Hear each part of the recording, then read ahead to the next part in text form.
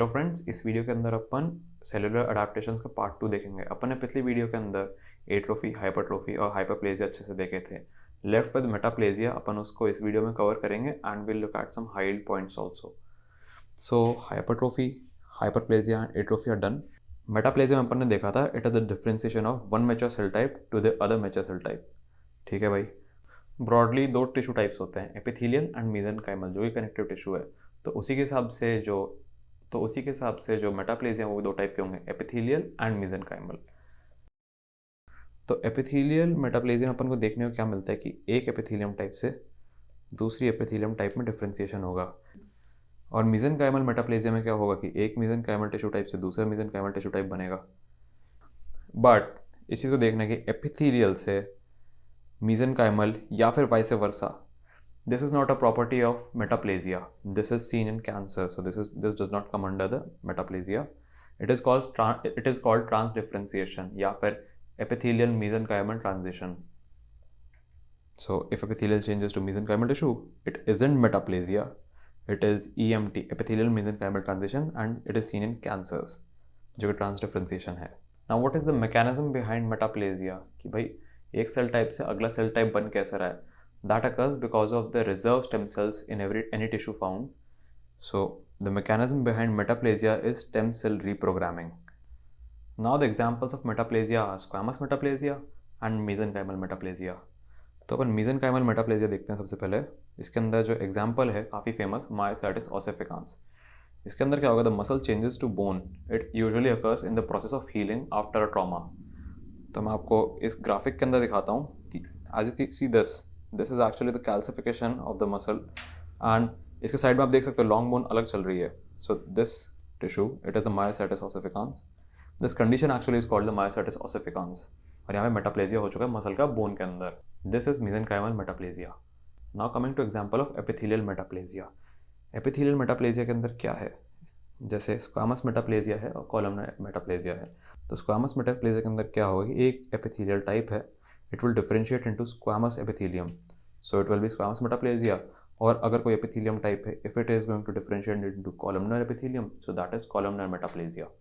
Now what are the examples of squamous metaplasia? अपन दो examples देखेंगे.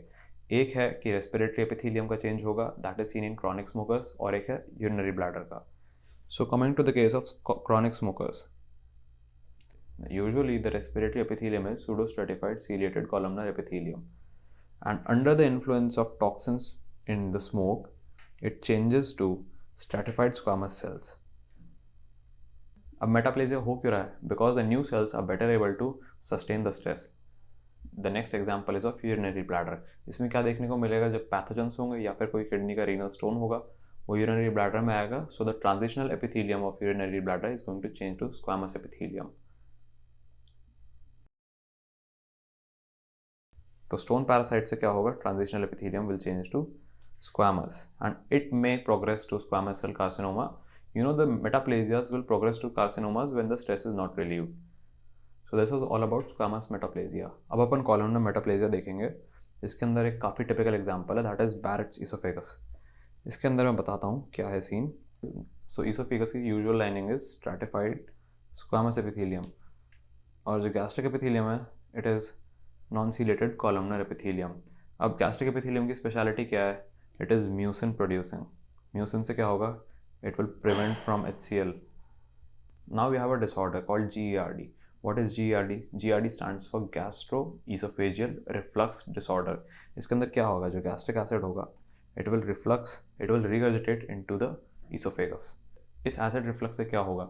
जो नॉर्मल स्क्वामस एपिथेलियम है ईसोफेगस की, it will differentiate into columnar epithelium of stomach, जिससे वो म्यूसिन बना पाए और फिर अपने आप को प्रोटेक्ट कर पाए.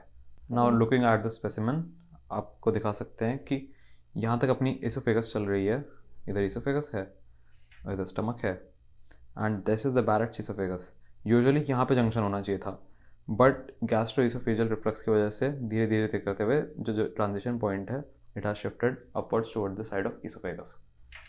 सो this was about Barrett's oesophagus. तो अपन ने देखा कि GERD के अंदर स्क्वामस सेल्स जो इसोफेगस के हैं they will change to columnar cells of gastric epithelium, and this can progress into adenocarcinoma if the stress is not relieved. तो अपन ने अभी तक जितने भी अडेप्टेशंस देखे हैं all of them are reversible, and इसीलिए वो अडेप्टेशंस हैं and when the stress is relieved they can come back to normal. Acha, so do all metaplasia progress to cancer? The answer is no. There is a very notable exception of apocrine metaplasia of breast. It has no increased risk of cancer. ऐसे ही अपन ने hyperplasia में भी देखा था, benign prostatic hyperplasia which was caused by DHT, dihydrotestosterone. So it also has no increased risk of prostatic cancer. So we are done with metaplasia. We are left with some high yield points. उनको हम देखते हैं.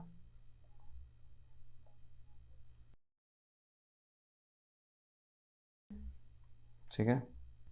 Number 1, pregnancy के time में uterus will show both hypertrophy and hyperplasia. And number 2, breast में majorly आपको सारे के सारे सेल अडेप्टेशंस देखने को मिलेंगे.